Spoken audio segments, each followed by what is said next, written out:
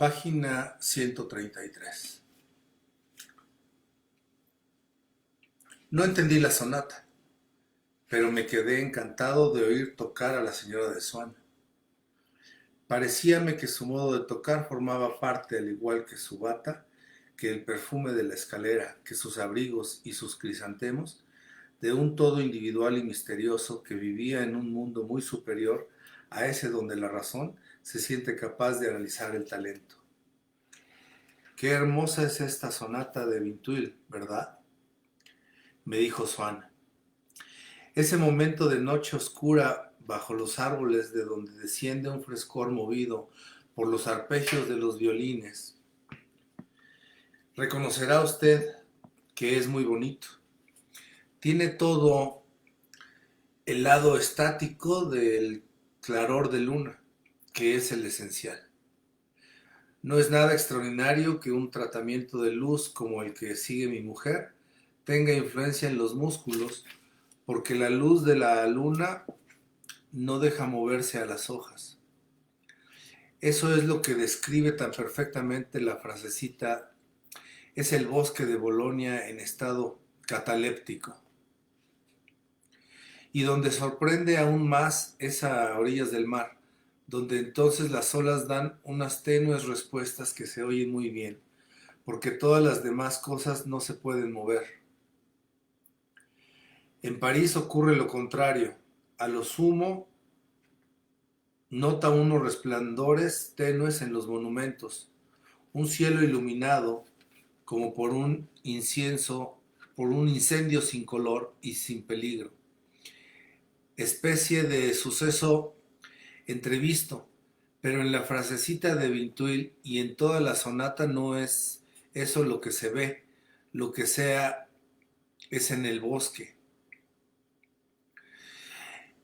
En el grupeto se distingue perfectamente una voz que dice: casi se puede leer el periódico. Esas palabras de Swann quizá hubieran podido falsear para más tarde mi comprensión de la sonata, porque la música es muy poco exclusiva para apartar de modo absoluto lo que nos sugieren que busquemos en ella. Pero por otras frases de Swann comprendí que esos follajes nocturnos eran sencillamente los de los árboles que le cobijaron con su espesura en varios restaurantes de los alrededores de París, donde oyó muchas veces la frasecita.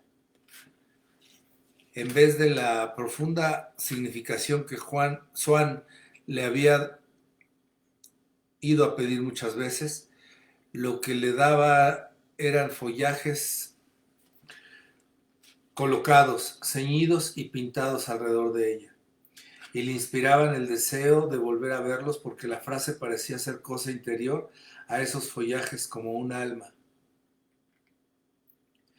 Era toda una primavera de las que antaño no pudo gozar, porque de febril y apenado que estaba, le faltó bienestar para eso, y que la frase le había guardado, como se le guardan a un enfermo las cosas buenas que no ha podido comer.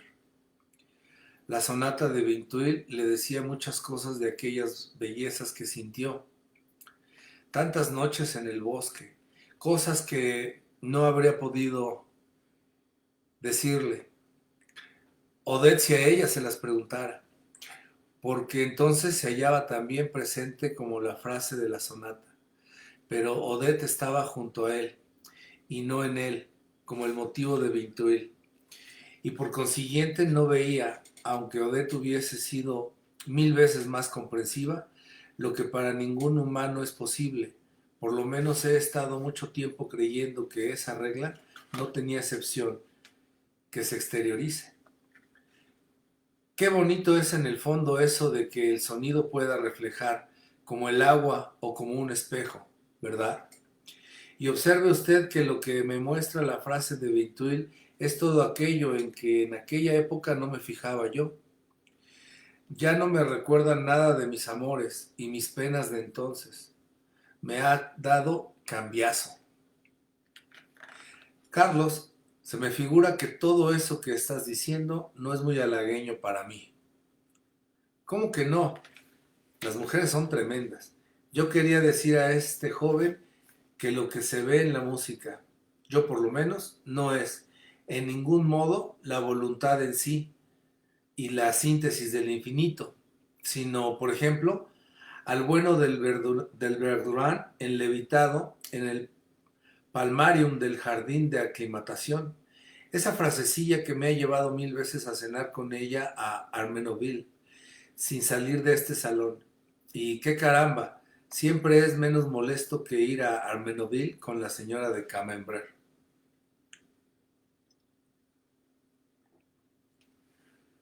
La esposa de Swann se echó a reír. ¿Sabe usted? Es una señora que dicen que ha estado muy enamorada de Carlos. Me explicó con el mismo tono con que un momento antes me contestó hablando de Vermeer, de Dert, y del extrañarme yo que conociera también a ese artista. Le diré, es que el señor se interesaba mucho por el pintor ese en la época, que me hacía la corte, ¿verdad, Carlitos? No hay que hablar a tontas y a locas de la señora Cambremer, dijo Swann, muy lisonjeado en el fondo. No hago más que repetir lo que me han dicho. Además, según parece, es muy inteligente. Yo creo que es bastante pushing, lo cual es en una mujer lista me extraña. Pero todo el mundo dice que ha estado loca por ti, cosa que no es para ofender. Swann se mantuvo en un mutismo de sordo, que era una especie de confirmación y una prueba de fatuidad, ya que lo que toco te recuerda el jardín de aclimatación, prosiguió la señora de Swann, como dándose en broma por picada. Podíamos ir allí de paseo, si a este joven le gusta. Hace un tiempo muy hermoso y te volverás a encontrar con tus caras impresiones. Y a propósito del jardín de aclimatación, ¿sabes que este joven se imaginaba que queríamos mucho a una persona con quien me dejo de saludar siempre que puedo? La señora Blatán. Me parece sumamente humillante para nosotros que pase por amiga nuestra. Imagínate que hasta el buen doctor Cotard, que nunca habla mal de nadie, declara que es infecta.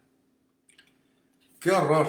No tiene en su abono más que el parecerse a Savonarola.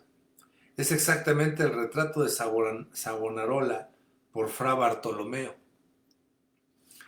Esa manía de Swann de encontrar parecidos en la pintura era cosa defendible, porque hasta lo que nosotros llamamos la expresión individual es, como puede uno observar con tanta tristeza cuando está enamorado y quiere creer en la realidad única del individuo. Muy general y ha podido encontrarse en diferentes épocas, pero de haber hecho caso a Swann, la cabalgata de los Reyes Magos, ya tan anacrónicos cuando Benozzo Gozzoli metió allí a los Medici, aún lo sería mucho más porque de ella formarían parte los retratos de una infinidad de hombres contemporáneos, no ya de Gozzoli, sino de Swann. Esto es, posteriores en más de 15 siglos a la Natividad y en más de 4 al mismo pintor. Según Swann, no faltaba un solo parisiense notable en aquella cabalgata, lo mismo que en ese aspecto de una obra de Sardou, en donde por amistad al autor y a la intérprete principal, y también por moda, todas las notabilidades de París, médicos, célebres y abogados, salieron a escena uno cada noche para divertirse.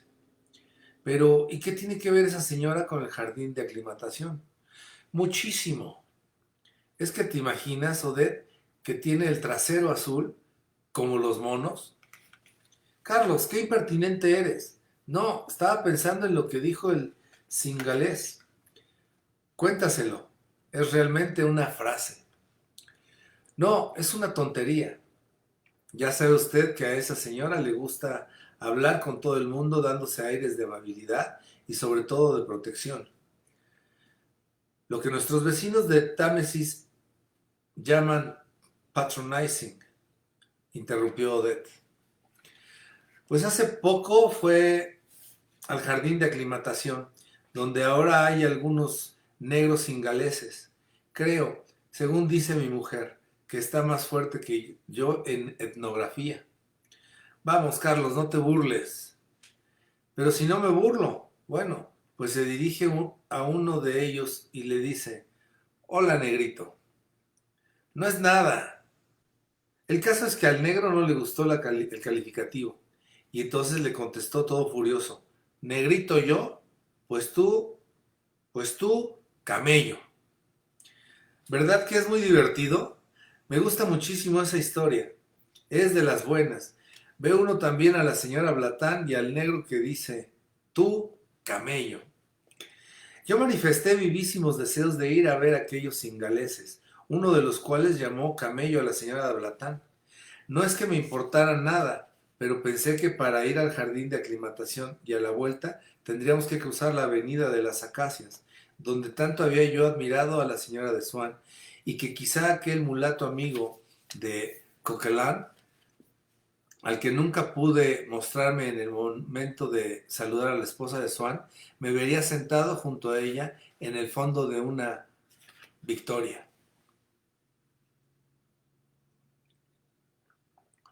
Entre tanto, Gilberta había ido a vestirse y no estaba en el salón con nosotros, y los Swan se placían en descubrirme las raras virtudes de su hija. Y todo lo que yo observaba me parecía probar que decían verdad.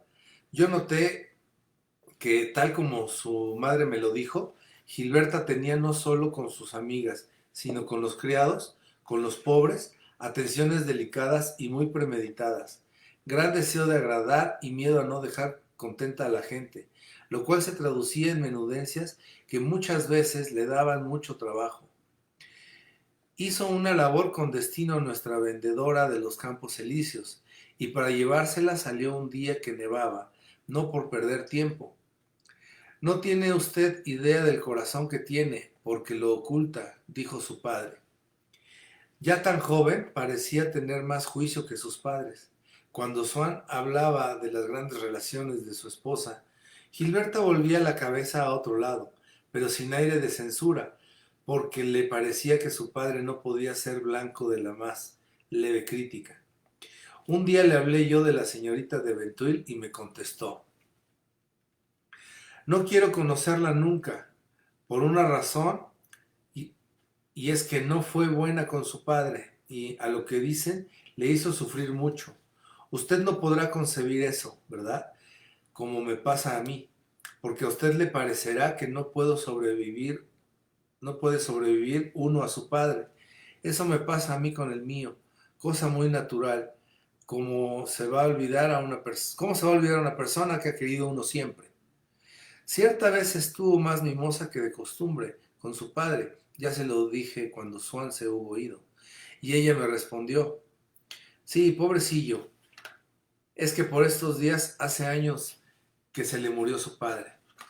Ya puede usted figurarse lo que sufrirá. Usted lo comprende porque tenemos los mismos sentimientos para estas cosas, y por eso hago por ser menos mala que de ordinario. Pero a su padre no le parece a usted mala, al contrario, intachable. Pobre papá, es que es muy bueno. Sus padres no solo me hicieron el elogio de las virtudes de Gilberta, de esa misma Gilberta que antes de haberla visto se me aparecía delante de una iglesia en un paisaje de la isla de Francia, y que luego, cuando ya no evocaba solo mis sueños, sino mis recuerdos, veía yo siempre en el sendero que tomaba para ir por el lado de Meseglis, teniendo por fondo el seto de espinos rosas, como preguntara yo a la señora de Swan, esforzándome por adoptar el tono de indiferencia de un amigo de la familia que siente curiosidad por saber cuáles son las preferencias de un niño, cuál de los amigos de Gilberta era el preferido suyo. La señora de Swan me contestó: pero si a usted le debe de hacer más confidencias que a mí, es usted su gran favorito, su gran crack, como dicen los ingleses. Indudablemente, en esas coincidencias tan perfectas, cuando la realidad se repliega y va a aplicarse sobre lo que fue por tanto tiempo objeto de nuestras ilusiones, nos lo oculta enteramente, se confunde con ello como dos figuras iguales y superpuestas que ya no forman más que una, precisamente cuando nosotros querríamos, por el contrario, para dar a nuestra alegría su plena significación, conservar a todos esos hitos de nuestro deseo, en el momento mismo que vamos a tocarlos, y con objeto de estar más seguros de que son ellos, el prestigio de ser intangibles. Y ya el pensamiento ni siquiera es capaz de reconstituir el estado anterior para confrontarle con el nuevo, porque no tiene el campo libre sobre la amistad que hemos hecho, el recuerdo de los primeros minutos inesperados, las frases que oímos, están ahí plantados obstruyendo la entrada de nuestra conciencia y dominan mucho más las embocaduras de nuestra memoria que las de nuestra imaginación, reaccionando en un mayor grado sobre nuestro pasado, que ya no somos dueños de ver sin que todo eso se interponga sobre la forma, aún libre de nuestro porvenir. Yo pude estarme muchos años creyendo que ir a casa de la señora Swan era vaga quimera eternamente inaccesible, pero después de haber pasado un cuarto de hora en su casa, lo quimérico y vago era ya el tiempo en que no la conocía, como una posibilidad aniquilada por la realización de otra. ¿Cómo era posible que yo me imaginara el comedor de la casa cual lugar inconcebible cuando no podía hacer un movimiento mental sin tropezarme con los rayos infrangibles que tras mi ánimo irradiaba hasta el infinito, hasta lo más recóndito de mi pasado, la langosta a la americana que acababa de comer allí? Y a Swan debió de pasarle con lo suyo cosa análoga, porque este cuarto donde me recibía podía considerarse como el lugar donde fueron a confundirse y coincidir, no tan solo el cuarto ideal que mi imaginación había creado, sino otro además, aquel que el celoso amor de Swan, tan fecundo inventor como mis ilusiones, le descubrió tantas veces, el cuarto de los dos, de Odette y suyo, que entrevió tan inaccesible la noche que Odette le llevó con Forcheville a su casa a tomar una naranjada. Y para él, lo que había ido a absorberse en el ámbito del comedor donde almorzábamos era aquel paraíso inesperado, donde él antaño no podía soñarse, con serenidad, diciendo al maestresala de ellos esas mismas palabras de ¿está ya la señora?, que yo le oía decir ahora con una vaga impaciencia teñida de un tanto de amor propio satisfecho. Yo no llegaba a darme cuenta de mi felicidad, como le debía de ocurrir a Swan con la suya, y cuando la misma Gilberta exclamaba, ¿quién le iba a usted a decir que aquella muchachita que usted miraba jugar a justicias y ladrones sin hablarle sería gran amiga de usted y que podría usted ir a su casa siempre que quisiera? Se refería con estas palabras a una mudanza que me era forzoso dar por realizada mirándola desde fuera, pero sin poseerla interiormente, porque se componía de dos estados en los que yo nunca logré pensar simultáneamente sin que dejaran de ser distintos uno de otro.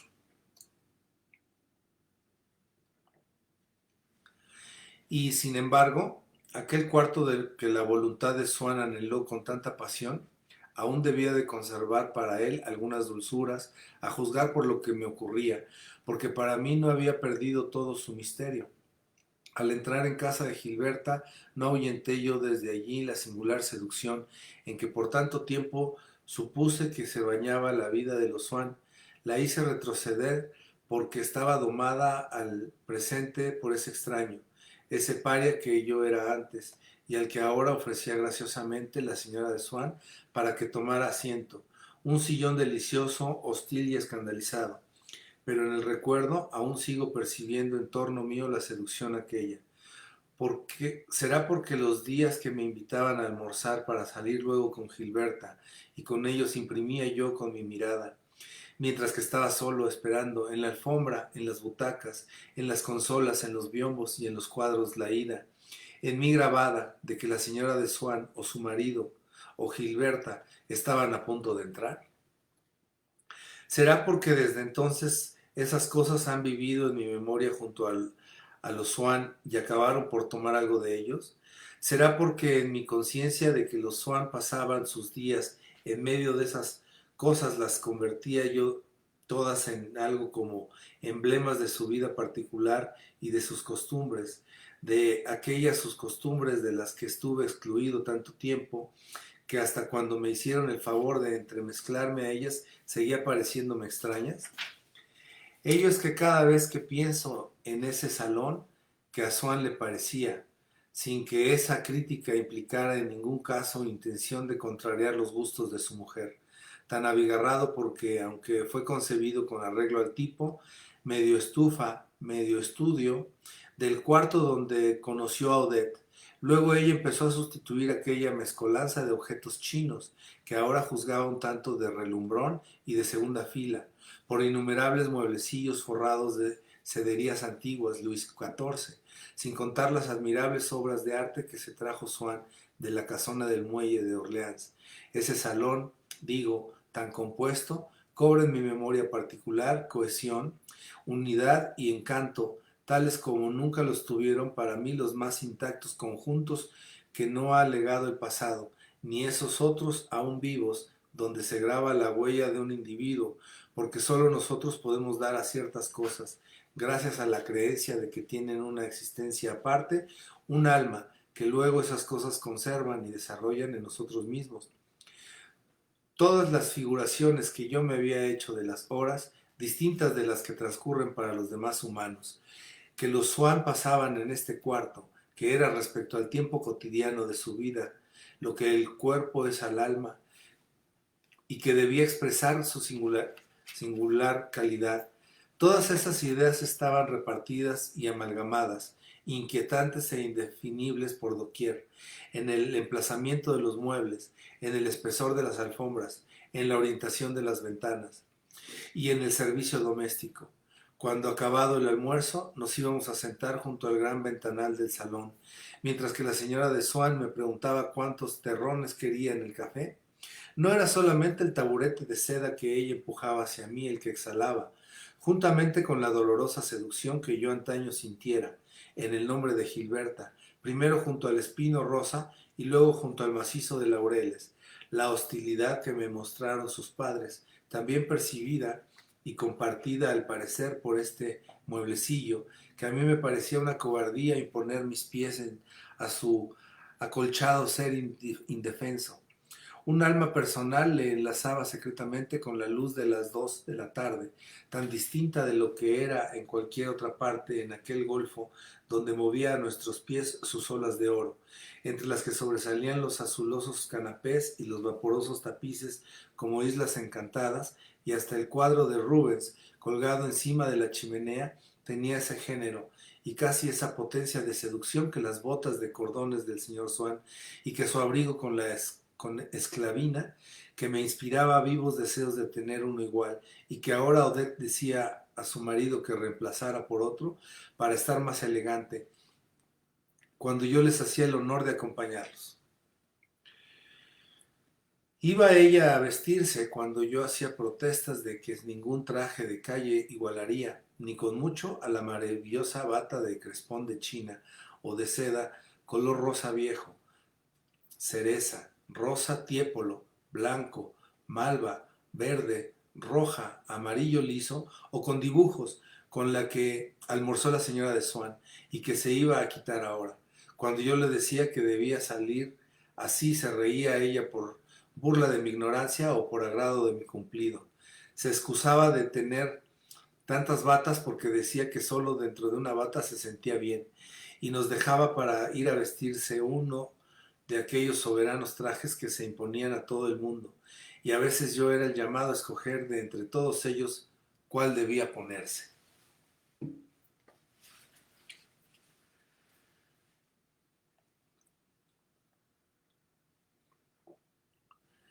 Y qué orgulloso iba yo por el jardín de aclimatación cuando bajábamos del coche, andando al lado de la señora de Swann.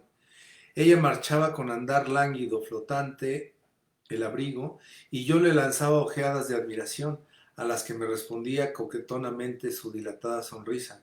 Y si ahora nos cruzábamos con algún amigo o amiga de juego de Gilberta, que nos saludaba a distancia, me miraban ellos como a uno de esos seres que antes me daban tanta envidia, uno de esos amigos de Gilberta que conocían a su familia y participaban en la otra parte de su vida, en la parte que no transcurría en los campos elíseos. Muy frecuentemente por los paseos del bosque o del jardín de aclimatación, nos cruzábamos y nos saludábamos con alguna gran señora amiga de Swann, el cual muchas veces no la veía y tenía que llamarle la atención su mujer. Carlos, ¿no ves a la señora de Montmorency? Y Swann, sonriendo amistosamente como corresponde a una larga familiaridad, descubríase sin embargo rendidamente, con aquella elegancia que sólo él tenía. A veces a la señora se separaba, a veces la señora se paraba, aprovechando la ocasión para tener con la señora de Swann una fineza que no acarrearía consecuencias de la que no intentaría Odette sacar partido, porque ya se sabía que Swann la tenía acostumbrada a una actitud de reserva. Pero Odette se había asimilado todos los modales del gran mundo, y por noble y elegante que fuese el porte de la dama, la señora de Swann siempre la igualaba, parada por un instante junto a esa amiga que se había encontrado su marido. Nos presentaba con tanta naturalidad a Gilberta y a mí, ostentaba tal calma y tal desembarazo en su amabilidad, que hubiese sido difícil decidir cuál de las dos era la gran señora, si la aristocrática paseante o la mujer de Swann. El día que fuimos a ver los cingaleses, a la vuelta vimos, caminando en dirección opuesta a la nuestra, a una dama de edad, pero aún guapa, envuelta en un abrigo de tono oscuro, tocada con una menuda capota atada al cuello por dos cintas. La seguían otras dos señoras, como dándole escolta. Ah, me dijo Swann, ahí viene una persona que le interesará a usted. La anciana, ya a 3 pasos de nosotros, nos sonreía con cariñosa dulzura. Era muy parecida a un retrato de Winterhalter. Swann se descubrió y su esposa hizo una profunda reverencia y quiso besar la mano de la dama, que la hizo incorporarse y la besó. Vamos a ver si se pone usted el sombrero, dijo a Swann con voz gruesa y un tanto áspera, en tono de amiga familiar.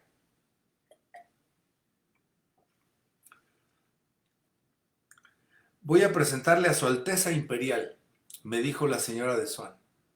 Swann me llevó aparte un momento mientras su mujer hablaba con su Alteza del tiempo y de los animales recién llegados al jardín de aclimatación. Es la princesa Matilde, me dijo. Ya sabe usted que fue amiga de Flaubert, de Saint-Beuve y de Dumas. Imagínese usted, nieta de Napoleón I. Quisieron casarse con ella Napoleón III y el emperador de Rusia. Es interesante, ¿eh? Dígale usted algo, pero no quisiera que nos tuviese aquí de plantón una hora. Me he encontrado con Time y me ha contado que Su Alteza está incomodada con él. Se ha portado como un cochino, cochon, dijo con voz ruda y pronunciando la palabra como si fuese el nombre del arzobispo del tiempo de Juana de Arco, el arzobispo Cauchon.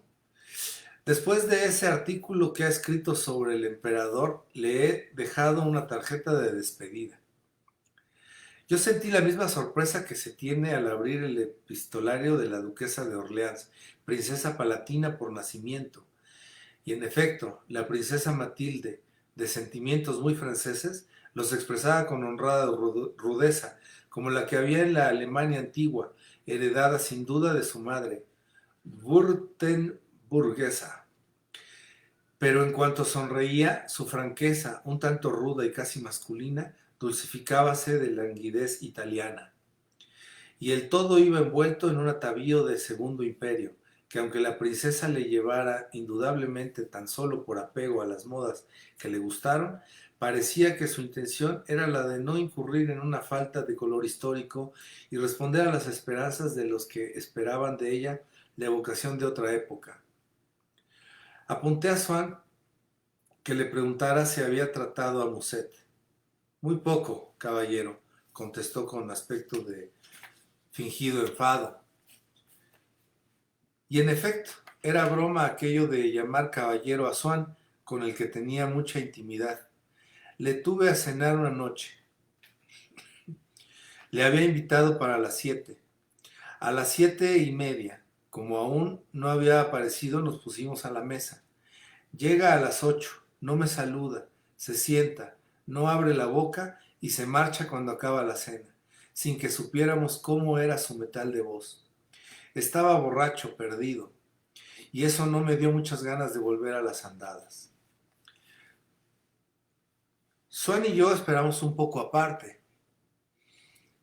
Espero que esta sesioncita no se prolongará, me dijo, porque ya me duelen las plantas de los pies. Y no sé por qué está mi mujer dando conversación. Luego ella será la que se queje de cansancio, y yo no puedo con estas paradas a pie quieto. En efecto, la señora de Swan, que lo sabía por la de Bontemps, estaba diciendo a la princesa que el gobierno, comprendiendo por fin su grosería, había decidido mandarle una invitación para que asistiera desde una tribuna a la visita del zar Nicolás, a la visita que el zar Nicolás habría de hacer a los inválidos el siguiente día. Pero la princesa, que a pesar de las apariencias y de su corte, compuesta principalmente de artistas y literatos, seguía siendo en el fondo nieta de Napoleón, y lo manifestaba cuando llegaba el caso de acción. Dijo: sí, señora, la recibí esta mañana, y se la he devuelto al ministro, que ya la debe de tener en su poder. Le he dicho que para ir a los inválidos yo no necesito invitación. Si el gobierno quiere que vaya, iré, pero no a una tribuna, sino a nuestro subterráneo, al panteón del emperador. Y para eso no necesito papeleta. Tengo las llaves y entro cuando quiero. El gobierno no tiene más que decirme si quiere que vaya o no, pero iré abajo o a ninguna parte. En aquel momento nos saludó a la señora de Swan y a mí un joven que dijo adiós sin pararse. Yo no sabía que ella le conocía. Era Bloch. Contestando a una pregunta mía, me dijo la señora de Swan que se le había presentado a la señora de Bontemps y que estaba agregado a la secretaría del ministro, cosa que yo ignoraba. No debía de haberle visto muchas veces, o acaso no quiso citar el nombre de Bloch por parecerle poco chic, porque dijo que se llamaba Moreau. Yo le aseguré que estaba confundida y que se llamaba Bloch. La princesa se recogió una cola que le arrastraba y a la que miraba con admiración la señora de Swan. Es precisamente una piel que me mandó el emperador de Rusia, dijo la princesa, y como he ido a verle ahora, me la he puesto para que viera cómo la he podido arreglar para abrigo. Dicen que el príncipe Luis se ha alistado en el ejército ruso. Su Alteza sentirá muchísimo no tenerle ya a su lado, dijo la señora de Swan, que no advertía las señales de impaciencia de su marido. ¿Qué falta le hacía eso? Es lo que yo le dije. No es motivo para hacer eso el haber tenido un militar en la familia, respondió la princesa, haciendo alusión con tan brusca sencillez a Napoleón I. Swan ya no podía más. Señora, voy a ser yo el que haga de Alteza y a pedirle permiso para retirarnos. Pero mi mujer ha estado bastante mala y no quiero que esté parada más tiempo. La señora de Swan volvió a hacer su reverencia y la princesa nos dedicó a todos una sonrisa divina que pareció sacar del pasado, de las gracias de su mocedad, de las noches de Compiègne, sonrisa que se deslizó intacta y suave por aquel rostro, hutaño un momento antes, quizás huraño un momento antes, y se alejó enseguida de las dos damas de honor y se alejó seguida de las dos damas de honor que, al modo de intérpretes, de enfermeras o de niñeras, no hicieron más que salpicar nuestra conversación con frases insignificantes y explicaciones inútiles. Debía usted ir a inscribirse a su casa un día de esta semana, me dijo la señora de Swan. A estas realezas, como dicen los ingleses, no se les dobla el pico de la tarjeta, pero le invitará a usted si se apunta. En estos últimos días del invierno solíamos entrar antes de ir de paseo en alguna de las exposiciones particulares que por entonces se abrían.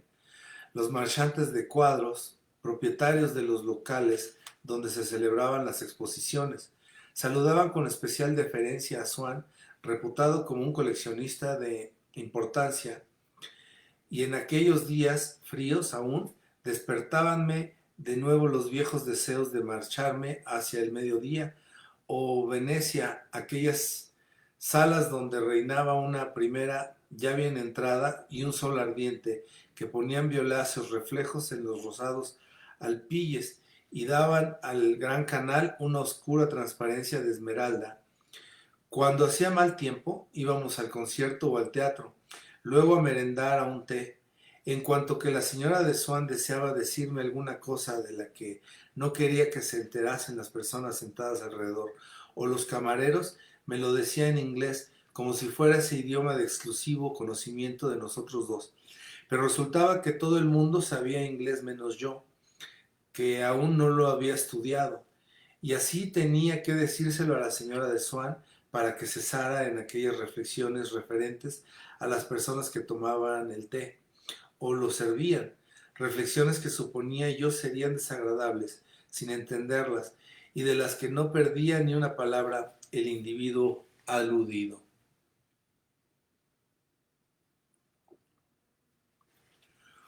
Una vez Gilberta, con motivo de una función de tarde en un teatro, me causó una profunda sorpresa. Ella ya me había hablado antes de ese día, que era precisamente de aniversario de la muerte de su abuelo. Íbamos a ir los dos con su institutriz a oír unos fragmentos de ópera y Gilberta se vistió con intención de ir a ese concierto y se mantenía en aquella actitud de indiferencia que solía mostrar por lo que íbamos a hacer, diciendo que no le importaba lo que fuese con tal de que a mí me agradara y diera gusto a sus padres. Antes de almorzar, su madre nos llamó aparte para decirle que a su padre no le gustaba que fuéramos al concierto en un día como aquel. A mí me pareció muy natural. Gilberta permaneció impasible, pero se puso pálida de cólera sin poder disimularlo, y no tornó a pronunciar una palabra. Cuando Swann volvió a casa, su mujer se le llevó al otro extremo del salón y le estuvo hablando al oído. Swann llamó a Gilberta y los dos se fueron a la habitación de al lado. Se oyó hablar fuerte, pero yo me negaba a creer que Gilberta, tan obediente, tan cariñosa y juiciosa, se resistiera a lo que su padre le pedía en un día como ese, y por causa tan insignificante. Por fin Swann salió diciendo: «Ya sabes lo que te he dicho. Ahora tú haces lo que quieras». Gilberta siguió con una cara tiesa durante todo el almuerzo y luego nos fuimos a su cuarto. De pronto, sin vacilar, como si no hubiese tenido un momento de duda, exclamó: «Las dos. Ya sabe usted que el concierto empieza a las 2:30». Y metió prisa a la institutriz.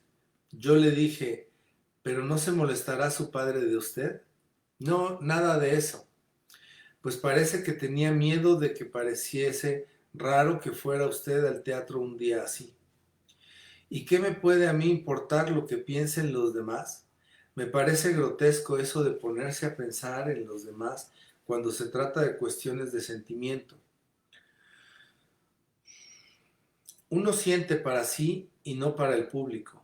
La institutriz tiene muy pocas distracciones y para ella es una fiesta ir al concierto. No le voy a privar de eso para dar satisfacción a la galería. Y cogió su sombrero. Pero Gilberta, le dije yo, agarrándola del brazo, no es por dar gusto a la galería, es por dar gusto a su padre de usted. Creo que no va usted a venirme ahora con observaciones, me gritó con dureza y soltándose vivamente.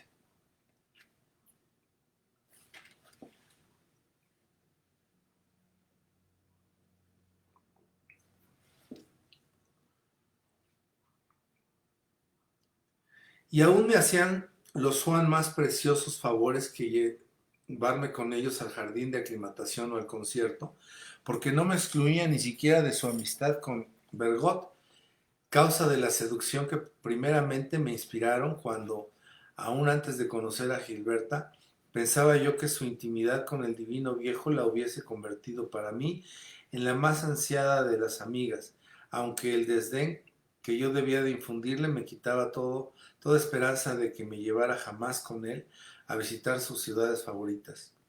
Un día la señora de Swan me invitó a un almuerzo de cumplido. Yo no sabía quiénes iban a ser los invitados.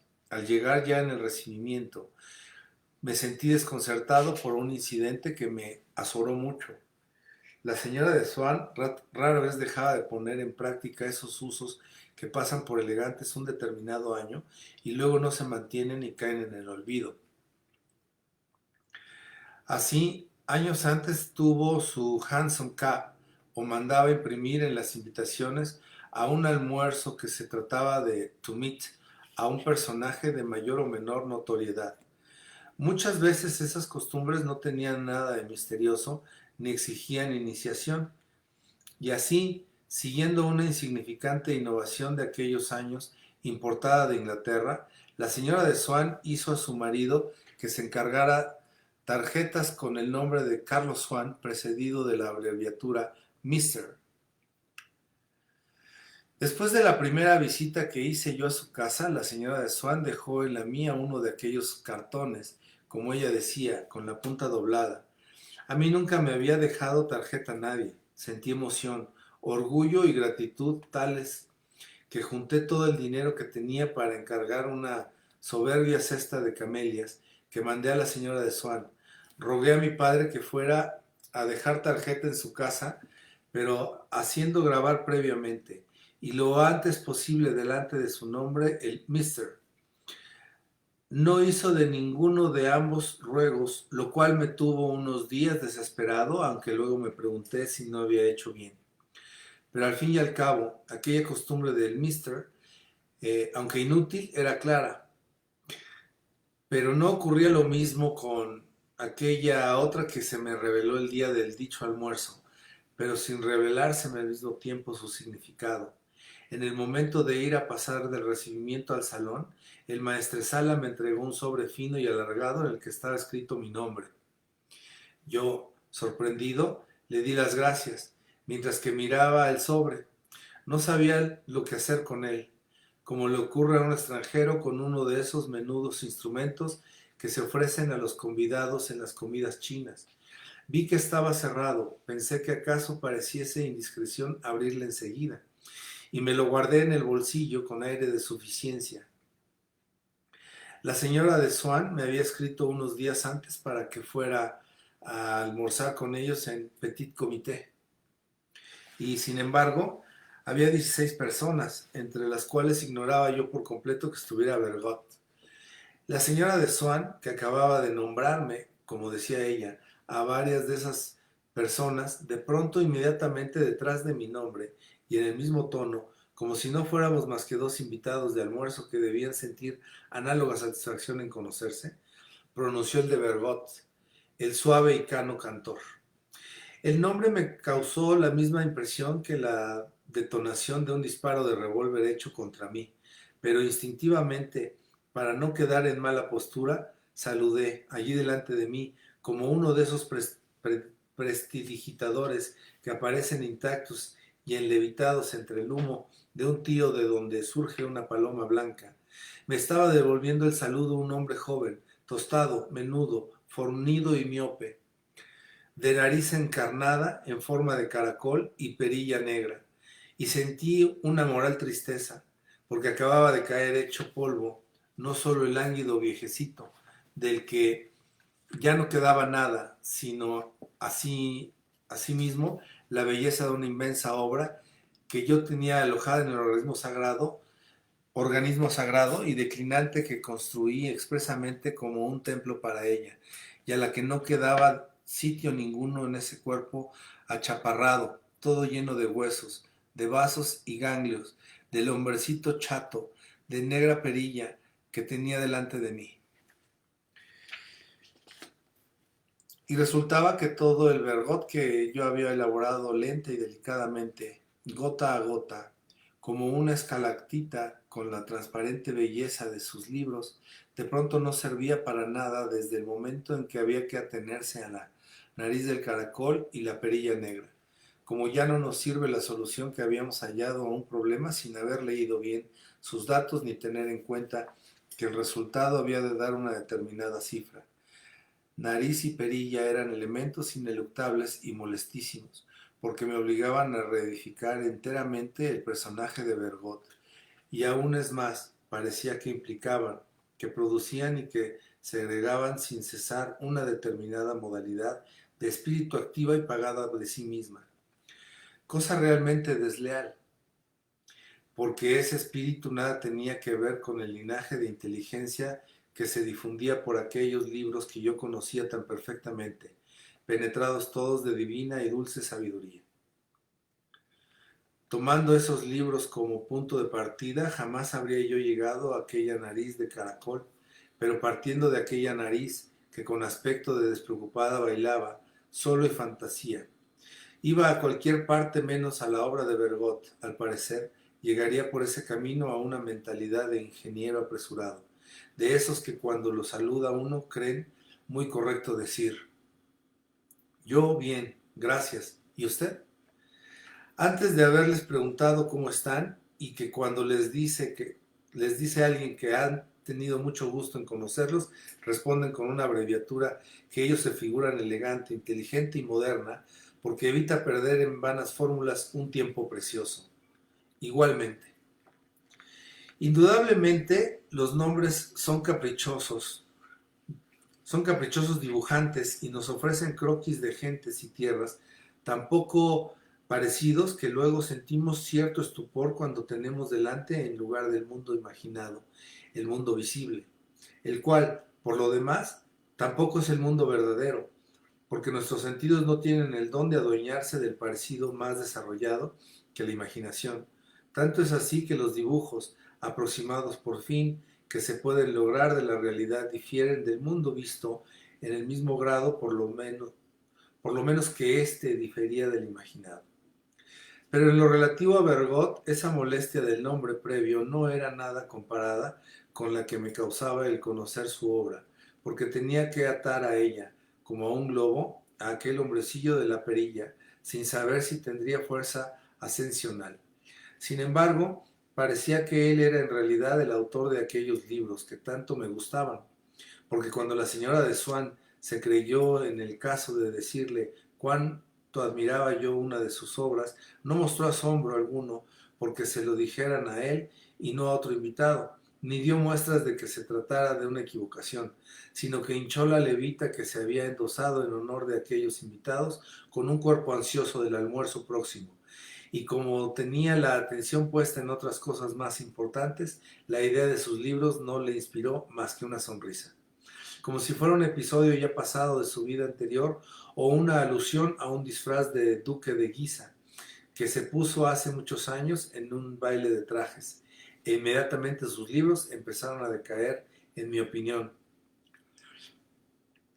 arrastrando en su caída todos los valores de lo bello, del universo y de la vida, hasta quedar reducidos a la categoría de mediocre diversión del hombre de la perilla.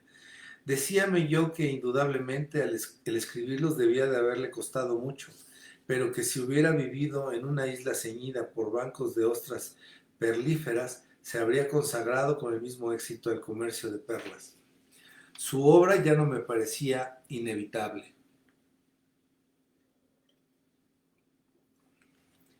Y entonces me pregunté si la originalidad prueba realmente que los grandes escritores sean dioses, cada uno señor de un reino independiente y exclusivamente suyo, o si no habrá en esto algo de ficción y las diferencias entre las obras no serán más bien una resultante del trabajo que expresión de una diferencia radical de esencia entre las diversas personalidades. A todo esto ya habíamos pasado a la mesa. Me encontré junto a mi plato con un clavel, envuelto el tallo en papel de plata. Me azoró menos que aquel sobre que me entregaron el recibimiento y que tenía ya olvidado del todo. También el destino de aquel clavel era para mí desconocido, pero me pareció más inteligible cuando vi que todos los invitados del sexo masculino se apoderaban de los claveles que acompañaban a sus respectivos cubiertos y se los ponían en el ojal de la levita. Lo mismo hice yo, con esa naturalidad del librepensador en la iglesia, en el cual no sabe lo que es la misa, pero se levanta cuando los demás se arrodillan un momento después de que todo el mundo. Aún me desagradó más otra costumbre desconocida y menos efímera. Al lado de mi plato había otro más pequeño, lleno de una sustancia negruzca que yo ignoraba fuese caviar. Yo no sabía lo que era menester hacer con aquello, pero decidí no comérmelo. Bergot no estaba muy lejos de mi sitio y le oía muy bien hablar. Comprendí entonces la impresión del señor de Norpois. Tenía una voz realmente rara, porque no hay nada que altere tanto las cualidades materiales de la voz como el llevar un contenido de pensamiento. Eso influye en la sonoridad de los diptongos y en la energía de las labiales, y asimismo en la dicción. La suya me parecía completamente distinta de su manera de escribir, y hasta las cosas que decía se me figuraban diferentes de las que contenían sus obras. Pero la voz surge de una máscara y no tiene fuerza bastante para revelarnos, detrás de esa máscara, un rostro que supimos ver en el estilo sin ningún antifaz. Y he tardado bastante en descubrir que ciertos pasajes de su conversación, cuando Bergot se ponía a hablar de un modo que no solo el señor de Norpois parecía afectado y desagradable, tenían una exacta correspondencia con aquellas partes de sus libros en que la forma se hacía tan poética y musical. En esos momentos veía en lo que estaba diciendo una belleza plástica independiente del significado de las frases, y como la palabra humana está en relación con el alma, pero sin expresarla, como hace el estilo.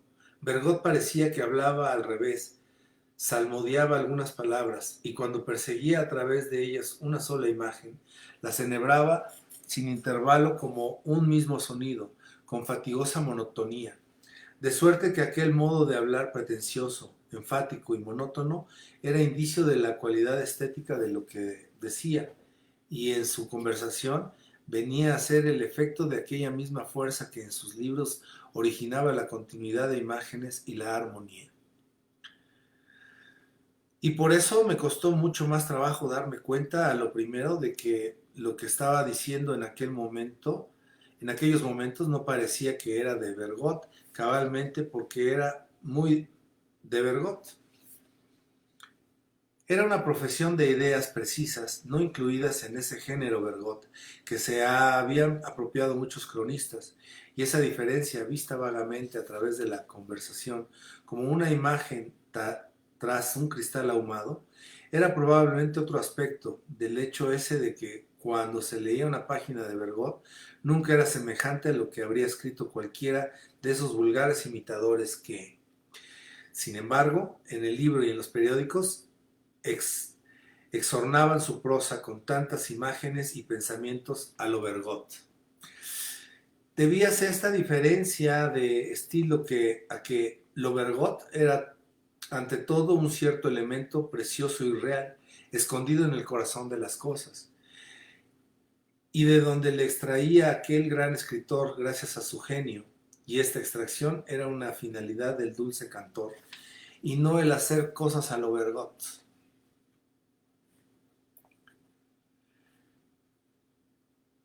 Aunque a decir verdad, Bergot lo hacía sin querer porque era Bergot, y en ese sentido toda nueva belleza de su obra era la pequeña cantidad de Bergot embutida en una cosa y sacada por él.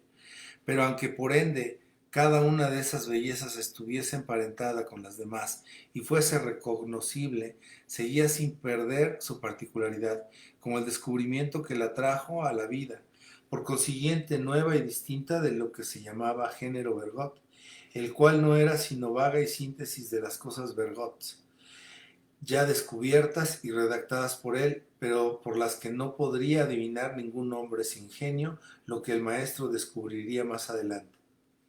Y así sucede con todos los grandes escritores que la belleza de sus frases es imposible de prever, como la de una mujer que todavía no conocemos. Es creación porque se aplica a un objeto exterior en el que están pensando, y no en sí mismos, y que aún no habían logrado expresar. Un autor de nuestros días que escribiera memorias y desease imitar a Saint-Simon, como el que no quiere la cosa, en rigor podría llegar a escribir el primer renglón del retrato de Villars. Era un hombre de buena talla, moreno, con fisonomía viva, abierta, saliente. Pero, ¿qué determinismo sería capaz de llevarle a dar con la segunda línea que continúa? Y, a decir verdad, un poco alocada. La verdadera variedad consiste en una plenitud de elementos reales e inesperados en la rama cargada de flores azules surgiendo, cuando nadie lo espera, del seto primaveral que parecía ya incapaz de soportar más flores, mientras que la imitación puramente formal de la variedad, y lo mismo se podría argumentar para las demás cualidades del estilo, no es otra cosa que la vacuidad y uniformidad, es decir, lo opuesto de la variedad. Y si con ella logran los imitadores dar la ilusión y el recuerdo de la variedad verdadera, es sólo para aquellas personas que no la supieron comprender en las obras maestras. Y así, lo mismo que la dicción de Bergot hubiera parecido encantadora de no haber sido él más que un simple aficionado que recitaba cosas a lo Bergot, y no ahora en que esa dicción estaba ligada al pensamiento de Bergot, afanosa y activa por correspondencias vitales que el oído no distinguía en el primer momento. Si su conversación desilusionaba a los que esperaban oírle hablar tan solo del eterno torrente de las apariencias y de los misteriosos escalofríos de la belleza, es porque Bergot aplicaba su pensamiento exactamente a la realidad que le agradaba, y su lenguaje venía a ser por demás positivo y sustancioso.